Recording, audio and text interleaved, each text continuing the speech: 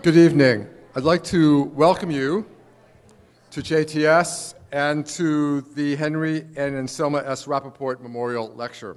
Some of you may be here for the first time, and let me just say that I hope it's not your last. There are public programs throughout the year.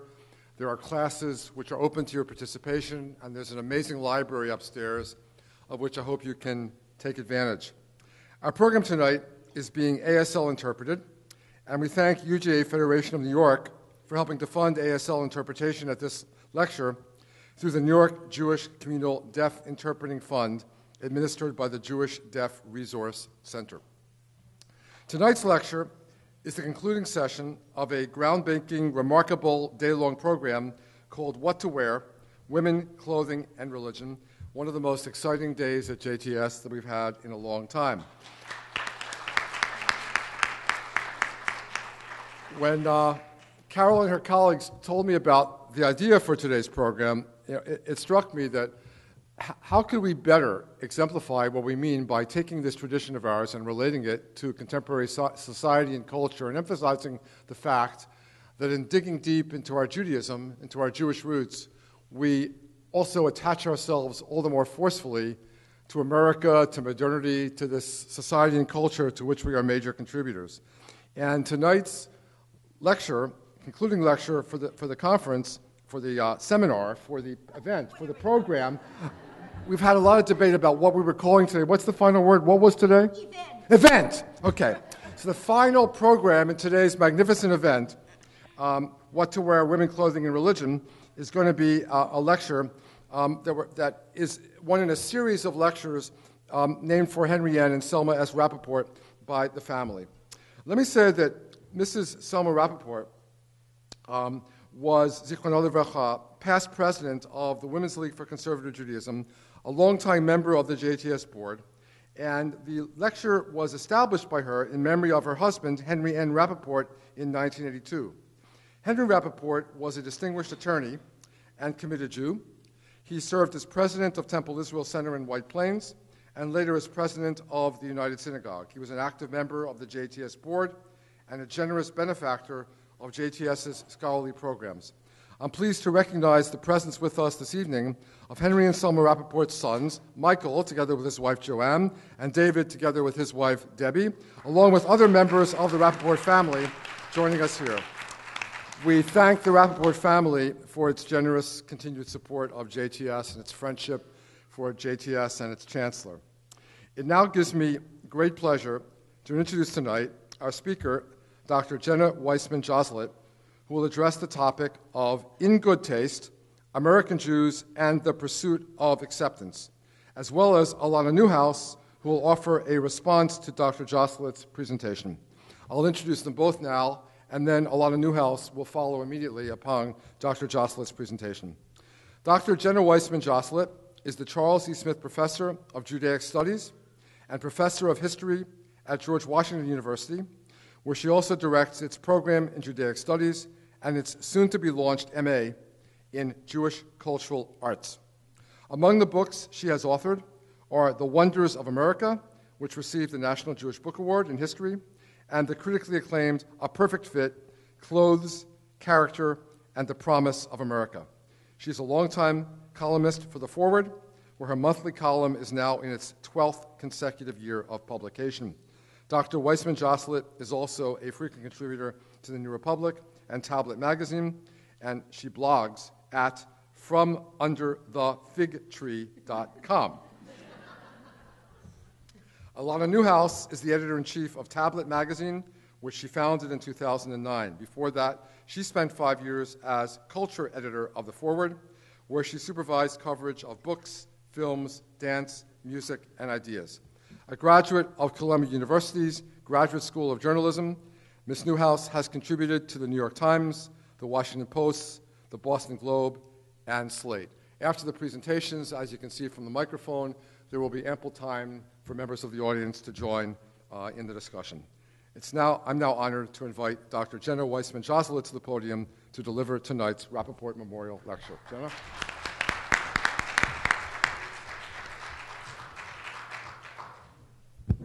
May I have the lights, please?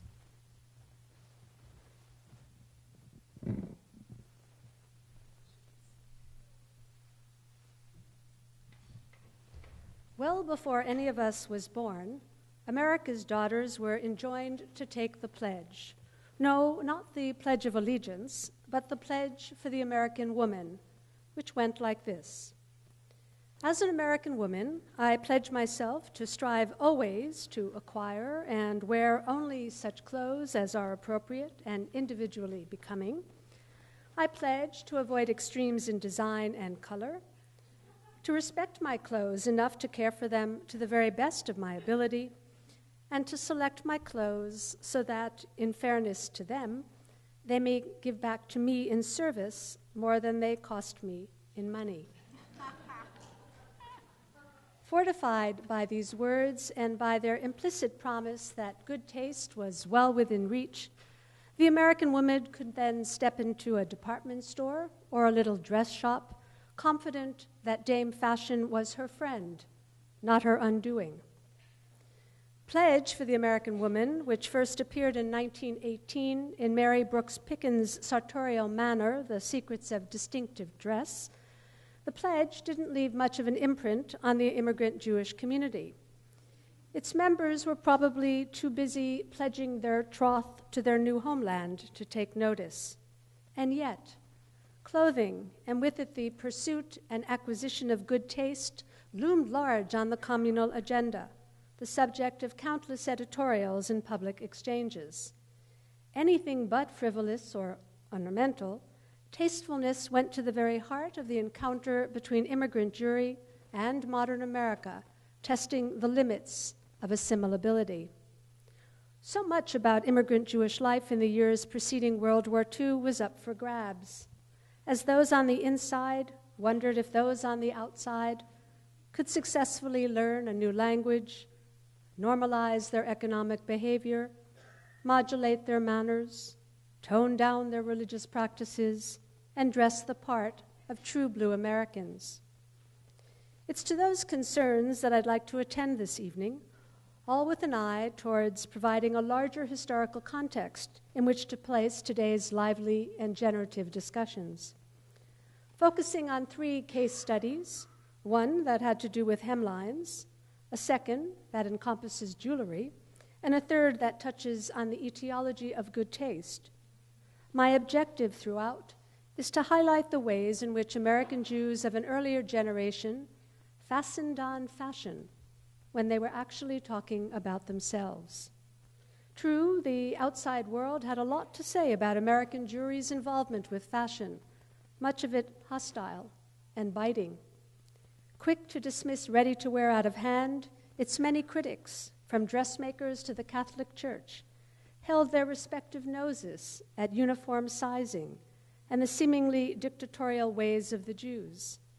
Under their thumb, it was said, the once invincible Dame Fashion had become a limp noodle. The Audubon Society, for its part, was also no big fan, charging that in their promotion of fanciful, befeathered millinery, the Jews had had their way with Mother Nature. Though fascinating and alarming in equal measure, that external perspective is not on tonight's agenda. Instead, I train my sights and your ears on the internal conversation that American Jews had with one another about what to wear. Take short skirts, for example. When women first raised their hemlines in the early 1920s, bearing the once elusive ankle, they brought down upon themselves the wrath of the church and the synagogue. The skirt that trails in the dirt, gathering germs, is a menace to its wearer's health. But the skirt that flaps around the knees is pretty much of a menace to the modesty of the women who wear it, or so insisted many a clergyman. One of their number, the celebrated Rabbi Stephen S. Wise, even went so far as to devote his Rosh Hashanah sermon in 1922 to inveighing against the way his female congregants presented themselves in public. Short skirts, coupled with the open use of makeup, constituted the follies and the sins that deformed society, he railed. Wise then added, for good measure, "What can we expect from the people of Grand and Houston Streets? the Jewish immigrants of the Lower East Side, what can we expect from them when they see such examples as these? Rottenness comes from the top. Not to be outdone, Wise's Protestant colleague, John Roach Stratton, composed a ditty that poked fun at his congregants' sartorial proclivities. Entitled Mary's Little Skirt, it went in part like this. Mary had a little skirt, the latest style, no doubt, but every time she got inside, she was more than halfway out.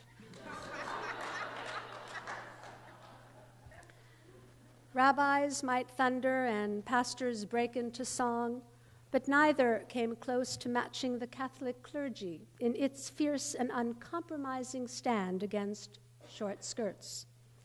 Calling on all Catholic women to be living tabernacles rather than fashion plates, the church urged them to wage war against immodest dress, or what it labeled unchristian clothing.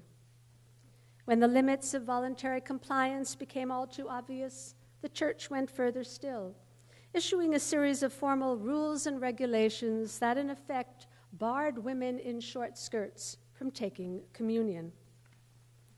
Traditionalists within the American Jewish community watched carefully as the church adopted these stringent measures. Some American Jews, like the delegates to the 1925 convention of the Union of Orthodox Jewish Congregations of America, actually welcomed them and commended the Catholic Church for its resoluteness in the face of fashion. Taking its cue from the Catholic Church for perhaps the only time in its history, the Orthodox Jewish community of America urged the daughters of Israel to clothe themselves with proper modesty, and in particular, the ladies attending services, so as not to conflict with the holiness of the place. And that was just the half of it. The UOJCA also sought to pass a resolution that called expressly on the women in the pews to take up the cudgels in defense of modest dress. Said the resolution, in view of the great laxity of the time, leading on the part of the so-called modern woman to a marked degree of nudity and bareness in dress, which Judaism decries as unchaste, we urge the Jewish women of this country to take the initiative in encouraging a more modest form of dress, especially when they attend synagogue. The resolution met up with some unanticipated resistance. Sartorial choice insisted a vocal minority was an individual matter, not a communal one. A church or a synagogue cannot tell its members how to dress. Nice try. All the same, the resolution ended up by passing by a significant majority. With its ear to the ground, the New York Times got wind of this flap and weighed in with an editorial. Taking note of how unusual it was for Jews and Catholics to hold the same opinion, it went on to observe that what was at play was not a clash between ecclesiastical authority and the daughters of the church and the synagogue, no.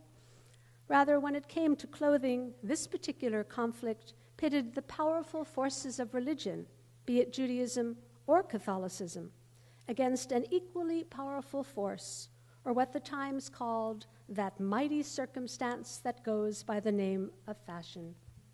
And when fashion speaks, concluded the Times, economic forces, social forces, psychological forces, religious forces, and all the rest mean nothing. Fashion will prevail.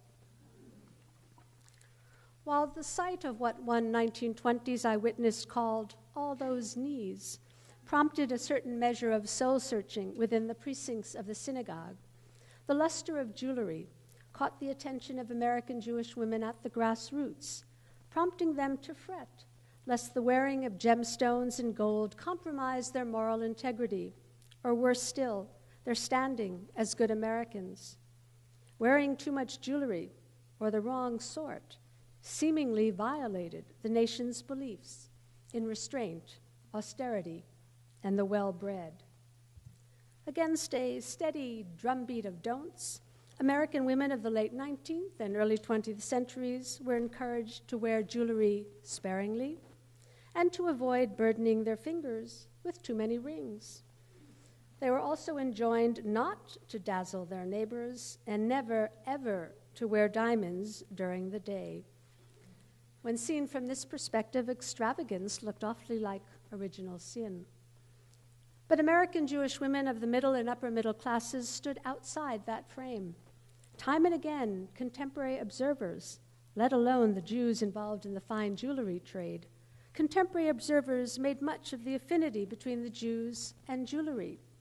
Jewish women, it was commonly said, love jewels more than any other women and display them with greater eagerness. Writing in 1897, one American Jewish woman gamely defended her co-religionists, couching their affection for shiny things in historical and even biological terms. Hebrew women, she wrote, are often reproached for their inordinate love of precious gems, but this is a heritage, a natural tendency for the brilliant and the beautiful. Gilding the lily, she went on to herald the fact that there was nothing unseemly about either the heritage or the tendency. Said she, the dark oriental beauty of Hebrew women is enhanced by the wearing of flashing jewelry, and their love of special ornaments has been fostered by centuries of customs and environments. Invoking the claims of anthropology, biology, and history, however, did little to quiet the newly awakened consciousness of those Jewish women who began to feel that wearing jewelry rendered them showy, vulgar, and unladylike. Jewish women were actually no different than their American sisters, insisted Rosa Sonnenschein, the publisher of the American Jewess, before launching a modern-day sumptuary campaign to persuade them to sacrifice their baubles on what she called the shrine of frivolity. Through word of mouth, at synagogue sisterhood meetings and annual conventions of Jewish women's groups, as well as in the pages of the press, middle-class Jewish women were now actively encouraged to act more like shrinking violets and less like sunflowers. Translated into non-horticultural terms, this meant that Jewish women could and should conquer their innate desire for jewelry, strenuously avoid all manner of ostentatious display, and cultivate unobtrusive modesty. Better yet, if Sonnenschein had her way, American Jewish women would swear off jewelry altogether, which they did for a brief spell, or so the American Jewess reported. Happily, it told of sightings in St. Louis and Chicago of modestly clad, jewelry-less women at fancy dress balls. Beauty was arrayed in taste and refinement, noted the magazine. No flashing jewelry marred the harmony of the event. Cause for equal amounts of approbation and relief, such sightings also prompted the Weekly to publish an extended editorial on the relationship between Jewish women and jewelry, an editorial that bore the eyebrow-raising title, Jewels No Longer Synonymous with Jewess. This piece, which fused sociology with moral fervor, applauded the latter-day Jewish woman for having stood her heritage on its head by embracing the preferred American aesthetic of restraint. Heaven be praised that jewels are no longer synonymous with Jewess. At long last, it continued, she had come to realize that the rich tints of her coloring and the brilliancy of her eyes do not need to be accentuated by glittering tinsels. All hail this new American beauty who, satisfied with just her God-given endowments, discards flashing ornamentation. All hail. American Jewry's newfound commitment to restraint soon gave way to consternation, buckling under the weight of mass immigration to the United States.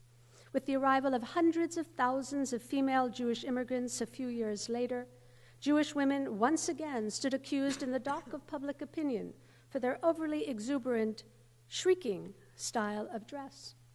Reputedly given to gaudiness and glitter, the immigrant Jewish woman was said to lack the restraining force of instinctive good taste, and without it, she couldn't help herself and was inevitably driven to extremes.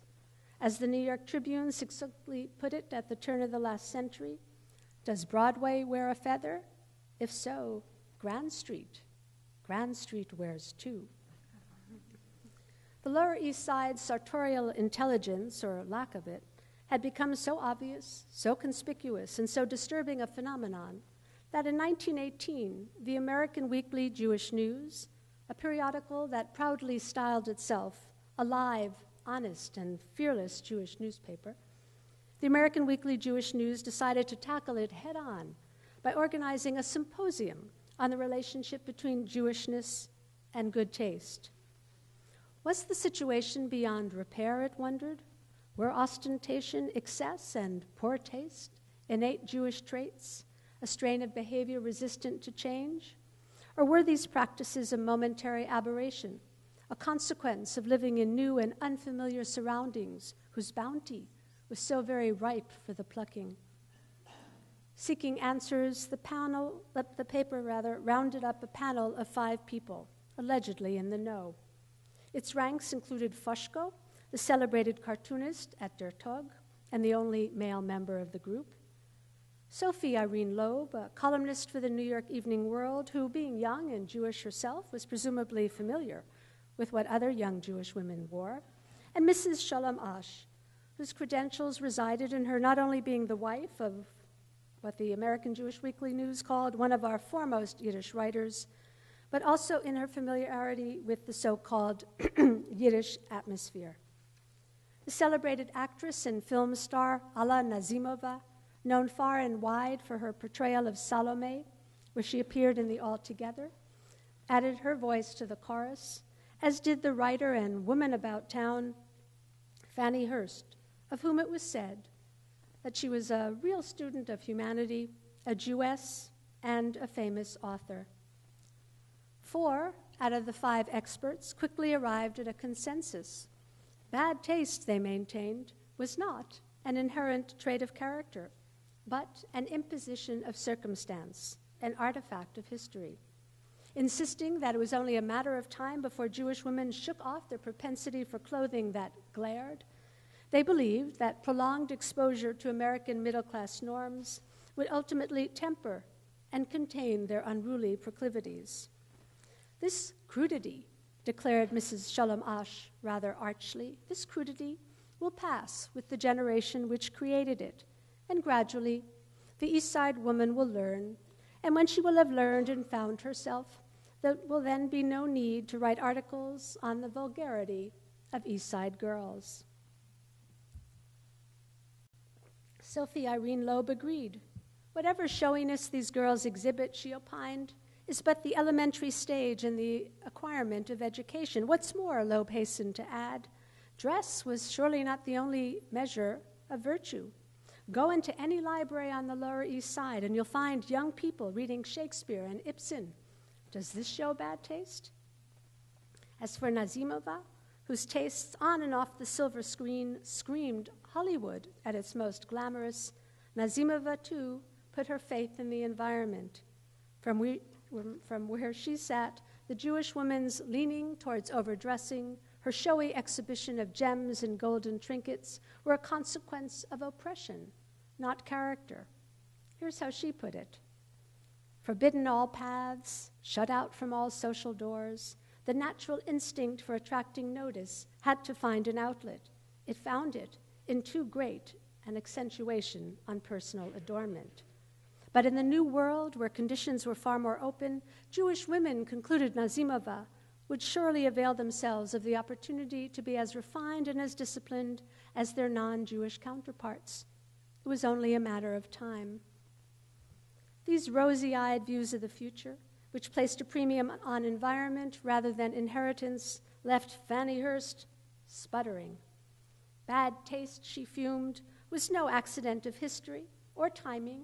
Bad taste, she insisted, was due to the vivid, aggressive temperament and imagination of the Jew and was not likely ever to change. Her proof, said she, I find this trait in all circles of Jewish society. When I happen to be at some fashionable and wealthy affair, I inevitably find that the woman who is most overdressed and most lacking in refinement is the Jewish woman. Still, the situation was not entirely all doom and gloom, Hearst conceded. For what they lacked in taste, the Jews more than compensated for in other ways. Said Hearst, "When I go down to the Lower East Side and look upon those pasty white faces in those hopelessly vulgar, stupid dresses, I am filled with wonder and admiration that these girls, with all their vulgarity, should rise to the heights that some of them do." How's that for a backhanded compliment? With its conflicting and seemingly irresolvable references to circumstance, temperament, instinct, and education, this public exchange about the etiology of taste probably comforted some American Jewish readers while disturbing others, leaving them a bit uneasy. Where did the truth lie? Better yet, what did it matter what immigrant Jewish women and their well-heeled sisters wore? Wasn't dress, after all, a highly personal rather than a social form of expression, a way of heralding the individual rather than the community? The answer was a resounding no. Back then, Americans associated clothing with moral suasion and freighted it with virtue, civic virtue, that is. What one wore was a public construct bound up with the moral order. Fashion was not simply about looking good. Fashion was about being good as well. Fashion was about fit. American Jews, from those who attended synagogue in short skirts and bedecked themselves with baubles, to those who weighed in on what Grand Street wore, American Jews read clothes like tea leaves for signs that Americanization had taken hold, both inside and out. Dressing quietly and with restraint bespoke their assimilability. Flashy ornamentation, in contrast, set them apart. No wonder, then, that American Jews were prompted to put their faith in the strictures of good taste. From where they stood at the margins of society, to believe in good taste was to believe in America and its gifts, especially the gift of change, of makeover, of perfectibility. Happily for them, none other than Emily Post, America's supreme tastemaker, agreed. People were inclined to think of taste as an inherited trait, she wrote, in response to a reader's inquiry. People are apt to think that one has it, or one hasn't. But the fact of the matter is, Post continued encouragingly, the fact of the matter was that good taste, like an appreciation for music or art, could be developed. That so many Americans were not born with it or exposed to it in childhood should not stand in the way of acquiring it at a later stage. Said she, good taste is pouring over our land, and she went on to cite evidence in department stores, shop windows, homes, and classrooms. And all this good taste means what? Said Post. Merely one more incident added to a great many facts that prove America a wonderful nation. To which American Jews issued a collective sigh of relief and a hearty amen. Thank you.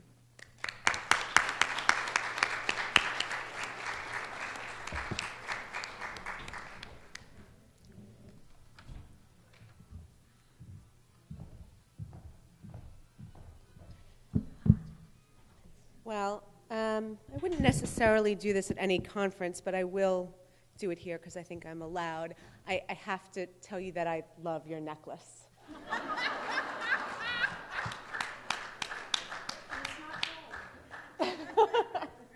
I was asked to give a short coda to Jenna's talk about contemporary times, specifically about the status now of Jewish women's taste and its influence. And at first I was a little perplexed because I wasn't quite sure how to connect the thunderous school marms of Jenna's talk to today, which feels so completely different. And then, interestingly, on Friday, the Forward put up a blog post about today's conference in which a writer wrote that answers to contemporary problems, quote, of identity, meaning, and leadership will not be found in the exploration of the semiotics of clothes, as fun as that may be. It looks to me like the ladies' auxiliary is knitting sweaters while the building burns around them. So it turns out that the creepy idea that fashion is not just unseemly, but actually silly and meaningless is still with us. And so I would like to actually use an example from relatively contemporary times to show the effect of Jewish women, Jewish women's fashion sense, and the ways in which it actually does affect society and our civic life. I want to talk about Sex in the City. It's not an unproblematic example, but it is, I think, a very powerful one. We're going to start by acknowledging the show's very, very strong influence on American popular culture. And the influence of that show was drawn very heavily from the fashion in the show. For those of you who are not familiar with the show, which I'm glad to hear is none of you, the lead character, Carrie Bradshaw, is not a woman who dresses in black Prada suits. In fact, if I had to describe her wardrobe, I could cherry pick any of the quotes about Jewish women's propensity for garishness and overdressing from Jenna's talk previously. So the clothing clearly seems more Jewish than WASP, but is the character. Now, Candace Bushnell, who wrote the Sex and the City books, is not Jewish. So the question is Carrie Bradshaw, the character who was drawn from those books, Jewish? There were little signs almost from the beginning, including Carrie wearing a Har Zion summer camp T-shirt in one episode. But the real clue came actually relatively early on in the second season. In one of what I consider to be the sharpest episodes of the show, Carrie wonders aloud to her friends about why her ex-boyfriend, Mr. Big, for those of you who have been under a rock for the last 25 years, chose another woman over her. Suddenly, Carrie is reminded of The Way We Were, the classic 1973 movie in which the neurotic, curly-haired, read Jewish, character played by Barbra Streisand loses her man to a simpler, straighter-haired, read WASP, woman. At this point, Sarah Jessica Parker belts out the movie's theme song, thus cementing herself as the descendant of Yentl. Now, the cultural moment here's where I make this leap that you can buy or not buy. I think it's obvious for anybody who watches pop culture and who's an observer of it.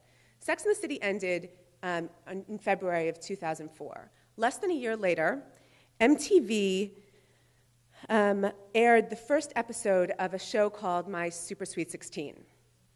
Now, My Super Sweet 16, unlike Sex and the City, is not fictional. It is a real and horrible show. What My Super Sweet 16 is it's a window into bar bat mitzvahs, sweet 16s, quinceañeras, all of which are generally wildly over the top. But what I find very interesting, I think there's a direct link between Sex and the City and My Super Sweet 16. I think, in fact, Sex and the City enabled Americans to feel comfortable expressing what I might not negatively call their garishness or their sense of fashion and style that might be loud or ethnic. And what it also was, if you think about it, it was essentially the metastasis of a Jewish idea that the rite of passage into adulthood happens via an act of conspicuous consumption. That now Americans have decided to wholesale adopt. I think it's funny that, that some of the commentators in Jenna's talk predicted that the Jewess's crudeness would dissolve away as she joined the American mainstream. It turns out that the arrows of influence pointed in the other direction entirely. But why? And I actually think that Miss Nazimova hit on something very important in her assertion that the Jewish woman's ungepatchked tastes were a consequence of oppression because, quote, the natural instinct for attracting notice had to find an outlet. I think she was right. The only thing she got wrong was the idea that this natural instinct for attracting notice was anything other than an essential human need that a lot of Americans were going to feel. I think it's essential to identity formation, and I think that is something that Jews understood very early on because of their experience in America, and why, contrary to what many thought or many may have liked, the rest of America has glommed onto that idea as well. This is incredibly problematic. The connection of identity to fashion, to money, is thorny. But it's undeniable that it's there.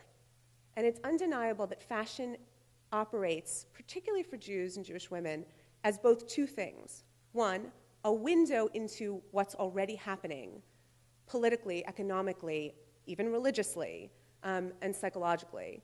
But it is also a language that we use to change Jewish life and to change the discourse about our Jewish life.